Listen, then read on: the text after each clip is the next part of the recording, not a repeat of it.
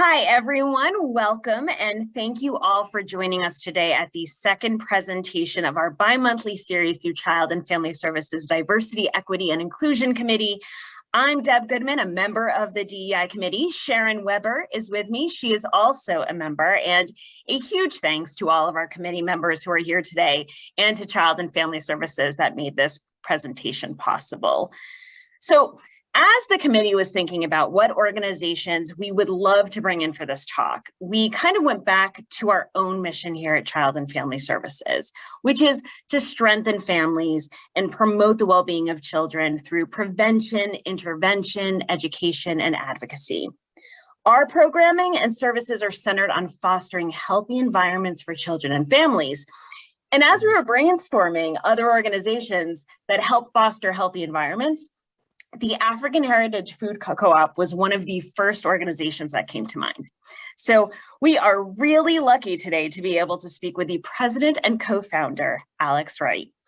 So Alex is a native of Buffalo, New York, and in 2016, he founded the co-op to address the need for access to healthy food in underserved communities. Through his work, he has become a thought leader in food justice and food equity across New York State. Alex, thank you so much for taking time out of your very busy schedule to join us with all of our Zoom issues. We really appreciate that you're here today. Glad to be here. So my first question for you really has to do with your mission statement about working in food deserts. So here at Child and Family Services, we think a lot about the social determinants of health and the connection between where a person lives and their health and well-being. So we understand that an individual's overall health and well-being is affected by a lot of different things. So housing, access to transportation, air and water quality, crime and violence, and availability of healthy foods. So if you could kind of talk a little bit about your mission to serve food deserts. What are food deserts and what is their impact on our local communities? Yeah, well, food desert are places where there's not a grocery or where people have access to a variety and healthy food and alternatives to in 2 to 3 mile radius, right? So when we first started off, we wanted to build stores, and we put one up in Niagara Falls, and we're working on one here in Buffalo. But then we thought about it deeper, and we're like, well, that store is only going to help the people in that community and maybe people 5 or 10 miles around it. So we said, we need to do deliveries door to door. We need to do deliveries door to door so that we can help everyone, with emphasis on our seniors. When we started, we've never charged a delivery fee for anyone over 55, just to make sure that folks can have access to healthy food. So it's a big part of our mission, but we don't just want to have access to healthy food. We want to have ownership of our food system, right? Mm-hmm. Because if the people who are served don't have ownership of the food system, when whoever is giving them access decides to do something else, then the access dries up, right? Mm-hmm. Yeah. I always say it like this. I can be an ally to women all I want. I can walk in marches, I can talk, I can support, I can sign, right? But the thing is, I don't wake up as a woman every day. I don't deal with being a woman, in my life. So I can be an ally, I can help, but when decisions are to be made on women issues, I need to be silent and let women actually do that. It's the same thing with, food and other services in frontline communities. It has to be owned and operated by the people who live there, who deal with it every day. And I think we're one of the few that actually have all of those T's crossed. Absolutely. And is that why you chose the co-op model? It is, because I did some research and because I wondered, like, how come my neighborhood still looks like like it looks. And we've had a plethora of great leaders. We've had a bunch of nice businesses. But what happens is I start a nice business. My kids now go to better schools. They want to do other things. And because the only outlet is to give it to my children, the business goes under. With a co-op model, it's supported by the community. So whether my son and daughter want to be a part of the co-op when they're adults or not, it's a staple that stays in the community and is picked up by someone else in the community. Absolutely. And did you always have that focus on seniors, or was that something that evolved as you saw the need? No, that was always first and foremost. I have a special place in my heart for seniors, and we need to make sure they're okay and that we take care of them as much as we can. So that from day one, any deliveries we've done for seniors have been free. Fantastic. Absolutely. So, kind of looking at you, not just as a nonprofit serving others, but as a business, you encourage entrepreneurship. You are a business. What led you to create this and to take that risk and put that out there? And, have there been any individuals in the community that have mentored you through this project or been an inspiration for you as you developed it? Yeah. Okay. Those are like a lot of questions. So, beginning with the first thing, I have 20 years of experience in nonprofits, from leading nonprofits to be a department director. And I think about, I led a nonprofit and we had a food pantry. I walked into the food pantry. The grandmother, the daughter, and the granddaughter, who are all adults, were frequenting the food pantry. And I went to our board and I said, we're failing as an organization, which made no one happy. But what I meant by that was we need to have wraparound services and supports to where if grandmother needs the food pantry, daughter is in a different station because we provide enough services to where she doesn't need the food pantry. And granddaughter should be donating to the food pantry if we were really thinking that way. So I wanted to make sure that entrepreneurship is always a part of what we do, so people understand self-sufficiency. See, the problem happens, and for a myriad of reasons, when this gifting or this free thing becomes part of my grocery. Like, these are my groceries. This is where I go. And people aren't necessarily pushed to think beyond that, and I think it's a systematic thing. There are people who benefit from poverty. Maybe call them poverty pimps. They exist, right? So they're not necessarily pushing and supporting people to be on their own feet, because then they may lose a job, but honestly, they won't, because people are always going to need something. So that's been the biggest push for me, to get people to self-sufficiency. Our motto is anything less than ownership is unacceptable. We want them to start with that with us, but we want them to take that further to voting in elections, to owning, maintaining their houses, their cars, pride in the neighborhood. All those things happen from ownership, in my opinion. Mm-hmm. So that's always what I push.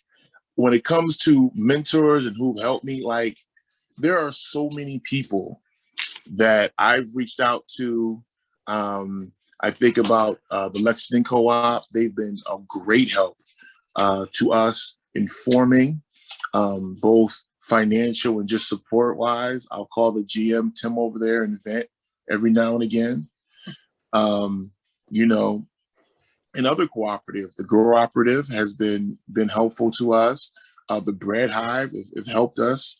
Cooperation Buffalo have helped us. But I've also traveled. I've gone to, because one thing you don't see in our co-op landscape in Buffalo is Black ownership for the most part, and frontline ownership for the most part. So I had to leave Buffalo to go and try to find that. So I went to Mandela's Market in Oakland, California. I went to Massa Musa in Pittsburgh. And I've gone to some failed co-ops in Syracuse. They did a co-op up there, top down and not bottom up. And, you know, it was destined to fail when you do it that way, because you're starting up here and then you get to the bottom, like, well, what do people actually want? How do I get community buy-in? Well, if it starts from the community, you don't need community. So I think I answered that. Maybe. Yeah, no, absolutely. I think it's so interesting that you not only looked at the successes, but the failures, because I think that's what a lot of businesses are encouraged to do, right? You're encouraged to look at the landscape and see what's working, what doesn't work. So tell me about, you know, were there any individuals that you saw as an inspiration as you were doing this? Was it just in the co-op community? Were there individuals that you worked with or that are in the community that inspired you in other ways? Well, yeah, I think there are a bunch of things that inspired me.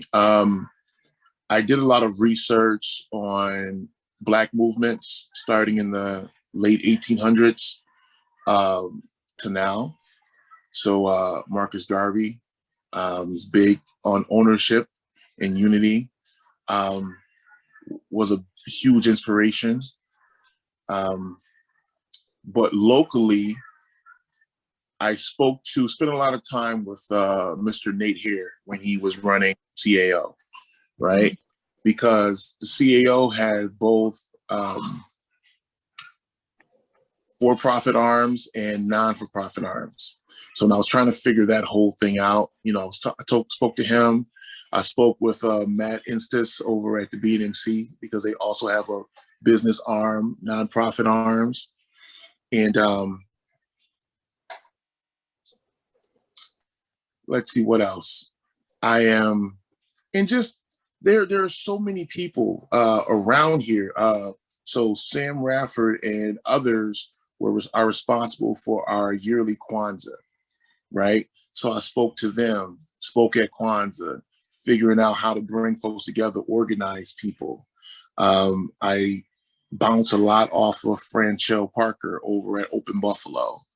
You know, I spent time with India Walton when, you know, back when she was organizing in the Fruit Belt. You know, she was at the first co-op meeting. People don't know that. So there are too many folks to name. I you know, sounds like it. I try to surround myself with folks smarter than me so I can always move forward.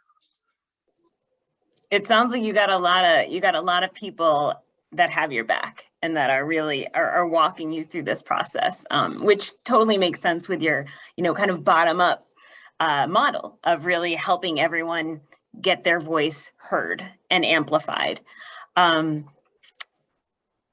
Your vision, you know, AHFC's vision is to create a world, on your website, it says to create a world where inner city neighborhoods can become communities.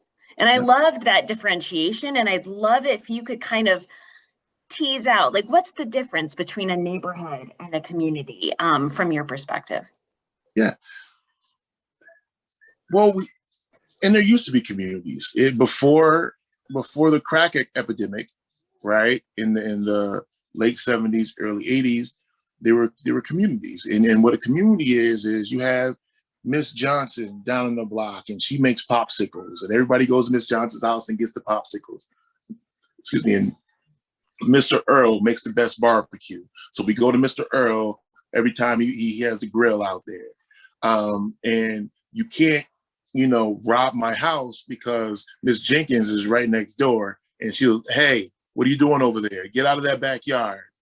That community, that element of trust, right? People think that you have to move out of the city to find that. But there are pockets here where there are communities. But it needs to be more, every neighborhood, every block needs to be more communal, right? Because there's no way if I'm throwing food away. I have stuff in the freezer that I'm gonna chuck, and then 4 doors down, somebody's starving, right? And I don't know that they're starving, so I'm throwing stuff away and they're eating dog food, right? And that's real. That's real in the community. People are eating dog food. And it's crazy, or missing meals, right? And that's such an easy fix. How many people are shopping at Sam's Club and buying bulk things that they're never going to run out of and that they're never going to fully use? So we need to have more of that. And I'm hoping that through the community, but one of the biggest elements of that is trust, right? People don't necessarily have the trust, because we let one crazy person make us, and crazy is not the right word. We have one imbalanced person that makes us fearful of everyone else, right? You have one person who's doing bad things, and now you're like, oh, well, everybody's like that, or I don't know who's like that. I got to protect myself and my children, as opposed to really getting out, getting to know one another and understanding that, okay, John is just bad. We got to get rid of John. John needs help. John needs imprisonment. John needs something, right? But 99% of everyone else is pretty even keeled, trying to do the right thing. So I'm hoping that as we organize more, we get people out more.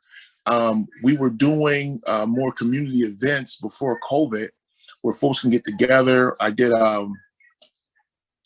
this event called Let Me Love You, which has nothing to do with food, but had everything to do with, I was at a training, and the women in the training were talking about their experiences, like 1 in 3 being sexually assaulted, having these different, right? And as a man, like, you don't necessarily know that. You don't necessarily know if that's not your circle, right? So I did these talks throughout the community where men had to come and just listen to women talk to us about their experiences. So we can hear and understand kind of what's happening and what's going on. And although that's not food related, that's community related and that's trust related. And we talk about co-ops and cooperatives, that's what we're trying to do. And you want to destroy all the barriers from us being more communal and more cooperative. And that's kind of what we're about and why we do what we do. Wow. Well, I love that your focus on this notion of community as a group of people who trust each other and who build together. One question that I would have of you is, so you are working in Niagara Falls and Buffalo. You have locations in both. Do you see the challenges that you're seeing in those communities? Do you see them as different? Do you see them as related? Do you feel like the answers for some of the issues that we're experiencing, regardless of neighborhood, are maybe the same or different? No, they're the same in a lot of aspects, even, and if not even, when I started this, I started with my community and African-American focus, and that's still a targeted demographic for me.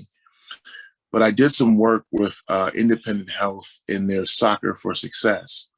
And we had to, deliver produce out there, and they aren't, there weren't a lot of African Americans playing, in the Soccer for Success, but you can see the poverty. Yeah. And you see the same issues, same problems that folks have. Like poverty is a disease, and we're not attacking it correctly. We try to attack it with all these example. issue in the community, issue A in the community. Now, what we should do is we should grab folks in the community, pay them to run whatever it is that's going to benefit the community, that automatically, economically enriches them, right? And because they're here and they see it every day, they're more likely to have their finger on the pulse of exactly what's going on, right? That automatically changes the landscape. But that's not what we do. What happens is somebody from somewhere else receives something, and then they have to come back into some community and try to figure out how to help it, and a lot of times money ends up being wasted and poured into something else. But if we did it the first way, you've already cut poverty out for like 10 folks who you employed to do. And we just do better and get better. And we're just not. So, long answer to a short question. Yes, the problems are the same in Niagara Falls, in Buffalo, Lackawanna, Chautauqua County, Akron, deeper in Niagara County. Those are all places that we serve. And we want to make sure that people can eat and people can exist, but also people start looking at themselves with value and say, hey, I'm an owner. And what else can I own? And where else can I go? Like, you're dealing with people whose parents have told them not to inspire to be anything. I mean, you guys see it. You see it, and it's just the deep trauma that's in our communities. So we're just trying to combat some of that, and working with places like yourselves and other groups that are really trying to make our communities whole. Because no one business can do it all. So I'm very thankful for all of our partnerships. Absolutely. And one of the things that seems really fundamental to what you're saying is that particularly younger people need to feel that they can own, need to feel inspired, need to feel like they can make a difference. And you have the Kitty Kickstand program, Yep. and you definitely have programming that focuses on kids. So maybe you could talk about, what are you doing with kids at that early age to make sure that they get it, they get their potential, they get their possibility, and how can they get involved? How can kids get involved in your programming? Yeah. So there's a bunch of stuff. Now, COVID slowed some things down, but what we were doing is we took a group of youth, we took them through customer service training, took them through sales training, and then what we would do is the co-op would purchase fruits and juices and sometimes candy bars, and the youth would sell those to Slow Roll. So we work with Slow Roll every Monday. The youth would sell the stuff to them, bring the money back. We would pay for at cost, the candy or whatever. And then the youth would split what they made that day. We would give them half of whatever their percentage was, and then we put the other half in the bank. So at the end of the summer, they would always get a big check, right? So if a youth made $10 on a Monday, we would give them $5 in cash and put the $5 in the bank. And at the end of the summer, we gave them a check. I mean, big for them, maybe a couple $100 probably. And we had youth buy their own glasses. We've had youth buy their school clothes, supplies, and the pride. The youth were telling, "Oh man, I bought my glasses. I did this. I did that." that is what it is. You know, when I was 8, I started a garbage business. So we lived in these apartments, and I would knock on folks' door and say, "Hey, I'll take your garbage out for a quarter." And people would give me 50 cents or $1 or whatever. And I remember I saved my money and I walked across the street to a Burger King and I bought a Whopper with my own money. And I've never had a Whopper taste that good. You know, so that's what we're trying to give to these youth. Recently, we've purchased a farm, a 21-acre farm, to promote minority farming. And we're putting together a 4-H program for youth to come out, get out of the city for a little bit, and plant, fish, hunt, learn survival skills. You know, the mantra is always self-sufficiency. And we want these youth to understand that regardless of whoever let you down, regardless of the people who are supposed to love you and who are absent, you are responsible for you.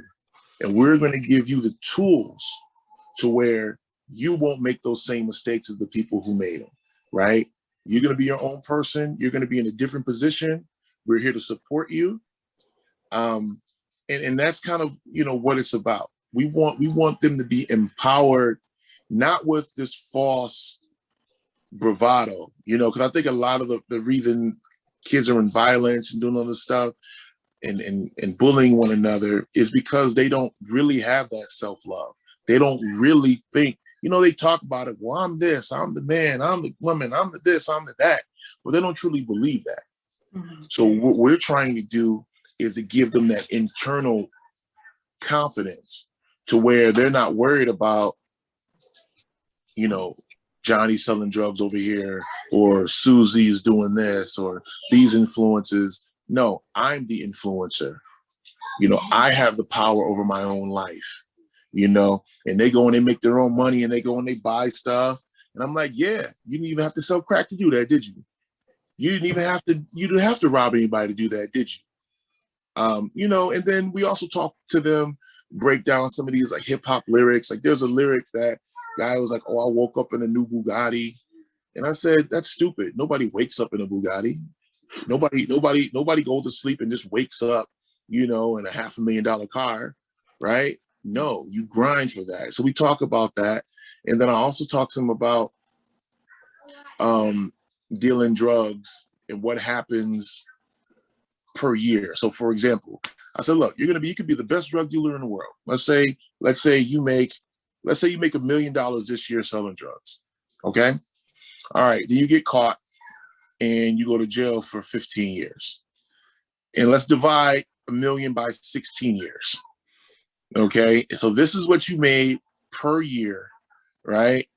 That's not much more than a manager. That's not much more than, right? So you're talking and you're clowning these people, but honestly, the lifestyle that you're choosing, you're going to be making around the same thing, and it's going to be worse because now you got a felony jack. So we really get into, and my background is what it is. So I have a really special message, you know, to young folks as a person who's done really, really well and a person who's been really, really stupid.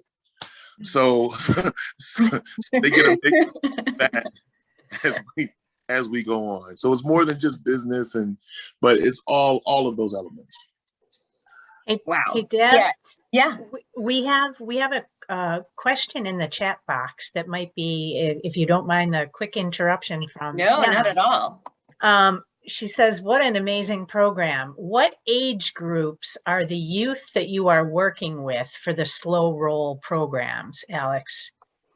Yeah, well, we started as well, it all depends on the maturity of the youth, but we've taken them as young as 8 and had them as old as, 14, 15.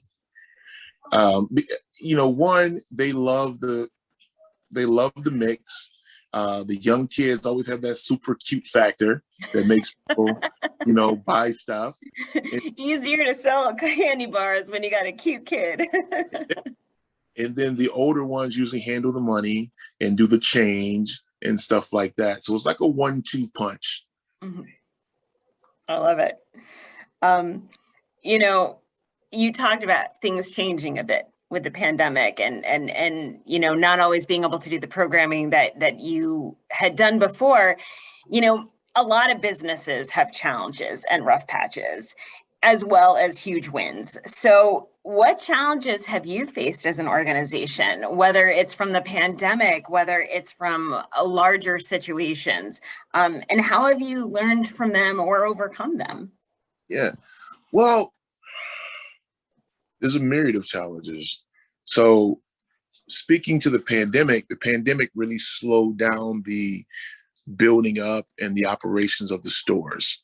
Some of them take fundraising, and it was a very difficult time to do any fundraising during the pandemic, right? So many people were struggling and trying to make ends meet. So that's slow. We're starting to get moving again for our stores, but that took a hit. Our deliveries, however, shot up, which was a blessing. I think one of the biggest challenges is just bringing everything to fruition. The community is really waiting for our stores to be up and going and prosperous. And, people are impatient because they've been promised so much and people have let them down so many times. So one of the biggest challenges is just making sure people still have faith, still work with us, and understand how difficult development can be, especially when you're dealing with a pandemic. Exactly. Yeah, it changes up a lot. I mean, we've seen it here, certainly when you're talking about developing community and developing trust. It's a whole nother world where you're talking to people on Zoom as opposed to just getting in a room and chatting and having that, eye-to-eye contact. It's a little bit different. So I can imagine just on that level, it's more difficult. Yeah, but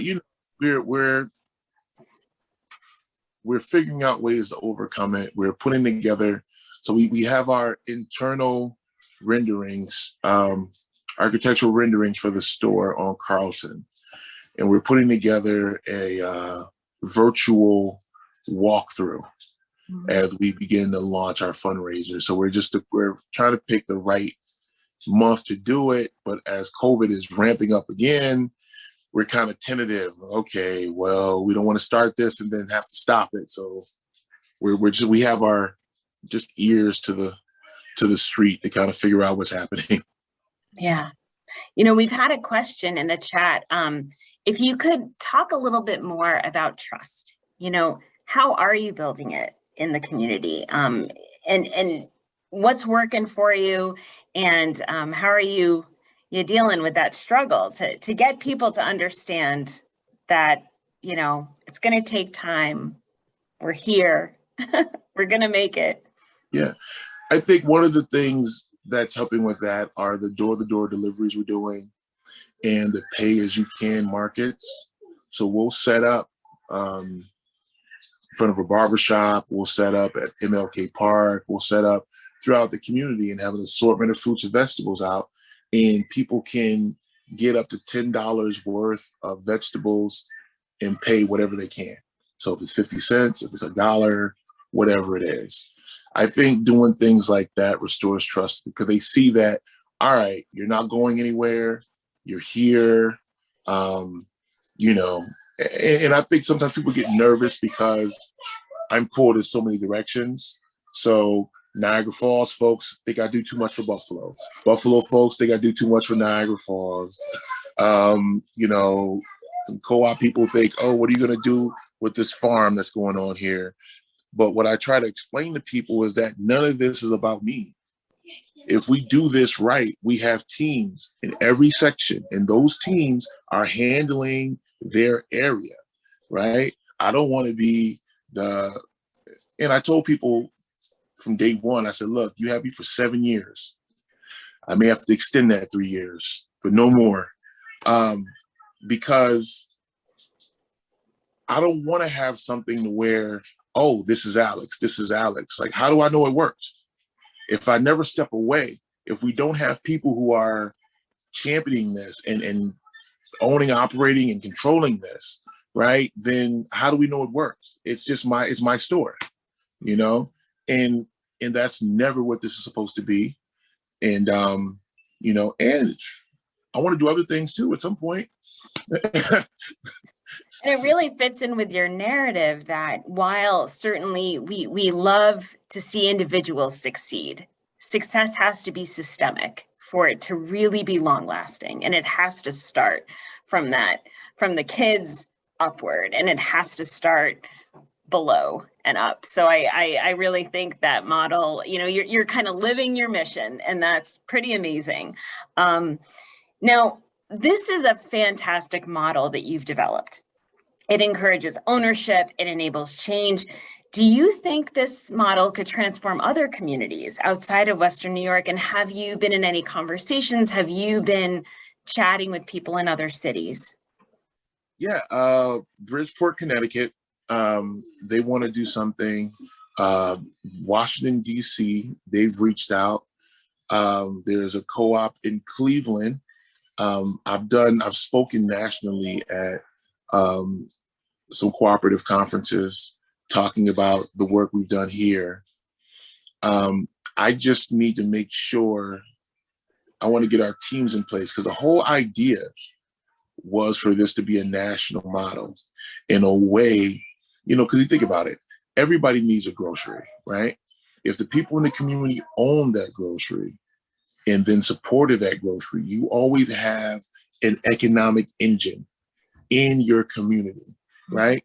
And if you build up, because what this is supposed to be, ultimately, we build this up, you know, and that's why I do a lot with like Black business bazaars and other entrepreneurs, because I don't want us to be the only store in an area, right? Mm-hmm. I want us to be so well off, that we invest in the next businesses on the block.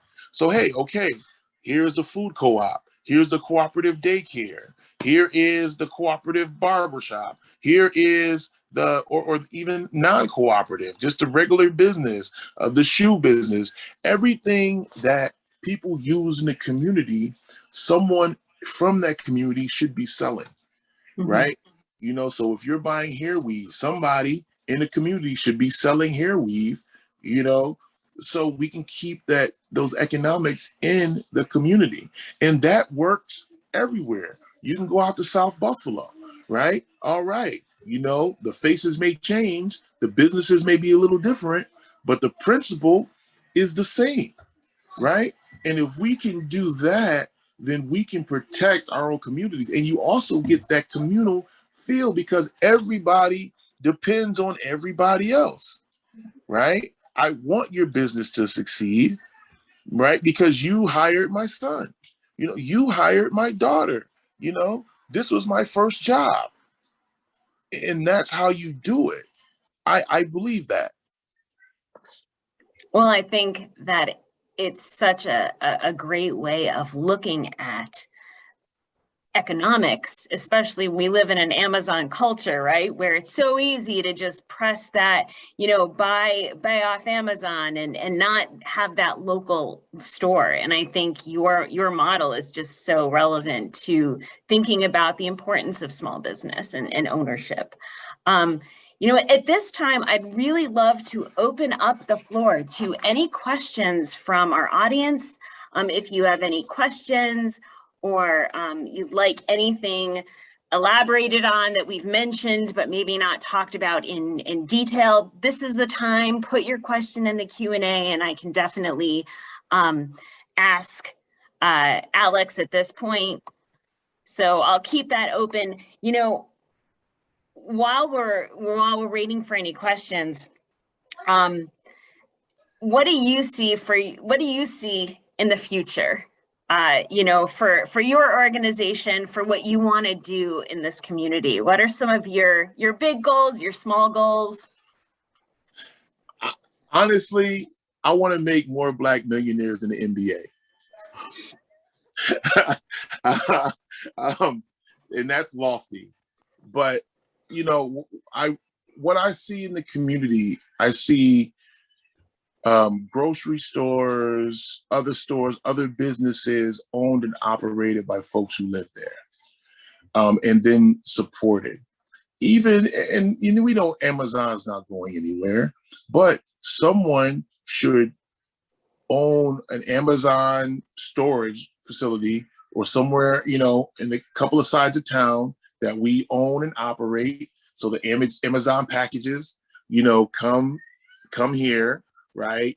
And people are hired because I'm seeing Amazon's doing like freelancing stuff. Amazon's allowing that. U-Haul's doing that. I'm seeing U-Hauls pop up at gas stations. Postal services are doing some of that. There are so many entrepreneurial opportunities, right, that we need to take advantage of, right? So that needs to happen. And I want to see I want to see some more green spaces in the city, parks where kids can play. I want those places protected by officers, right? But, protected in that if something's going wrong, they can stop it, but not like a heavy policing, if that makes sense. Yeah. And I see business incubators, true ones, that allow people to come and hone their craft, holds them accountable, but supports them on a real level so that we continue to turn out the next Bill Gates, the next, Steve Jobs, the next, what have you. Because I only think that through business can we, through non-extractive business, can we build up our communities. I'm not talking about businesses where the CEO is making $20 million and then the janitor is making $8 an hour. I'm talking about an equitable distribution inside the companies. And I think if we do that and we supported those things, we can really change and not make it an elitist thing to where you're my cousin, so you have the opportunity, nepotism, which we've seen a lot of. No, this person's talented. This person has the ability to do it. We want to support them. I don't care if their last name is Wright or Jenkins or Mashashevsky. If you're talented, we should be fostering that talent and making sure there's a place for you in our community. Well, that's a great answer. We have a lot of questions for you, so get ready. Andrea Harden, hello, Andrea. She's asking, how do individuals or companies get involved with this organization? All right. There's a bunch of ways. If you wanted to volunteer, you can send an email to AHFC, and I'll write this in the comments, ahfcinfo@gmail.com. AHFcinfo. And I can also send all of that information to you in a follow-up email, because I have a feeling a lot of people are going to love that information. So if we can do that too. Yeah, you can definitely do that. You can go to our website, myahfc.com. You can donate there as well. If you want to support the movement. Right now, what we need support for, we were doing door-to-door deliveries through a grant last year. We served 400,000 individuals we did 230,000 on-door deliveries, and then we served everyone else through pay-as-you-can markets. And different functions. So when people were at home, we weren't. We were outside with masks and just doing what we do, right?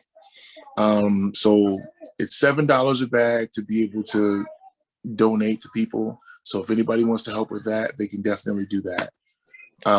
We are building Carlton. I need people with experience in development, people who like to write grants. Maybe nobody really likes to write grants. We'll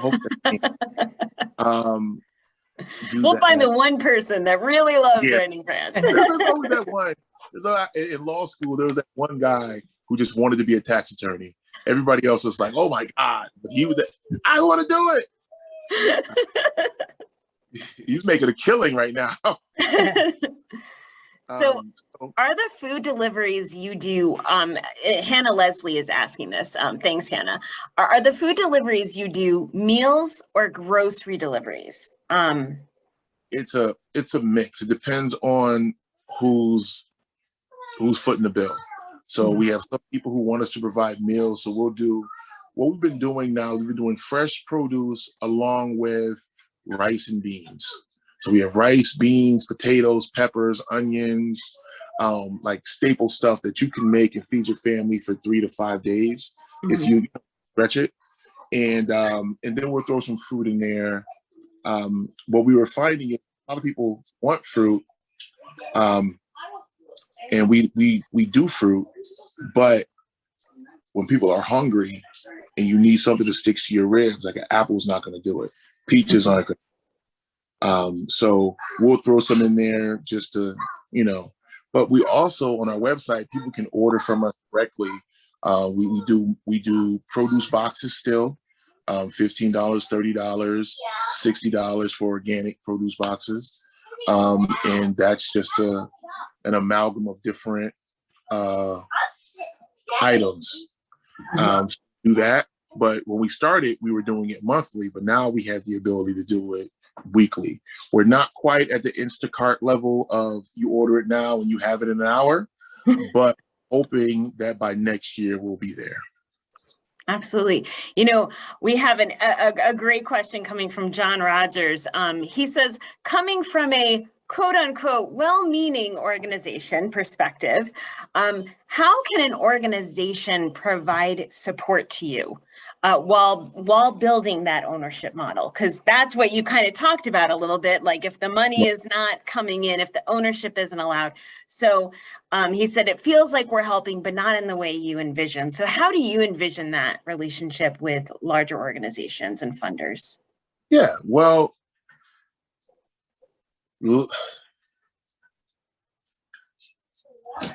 I understand that we have to keep track for accounting purposes of our dollars and cents. So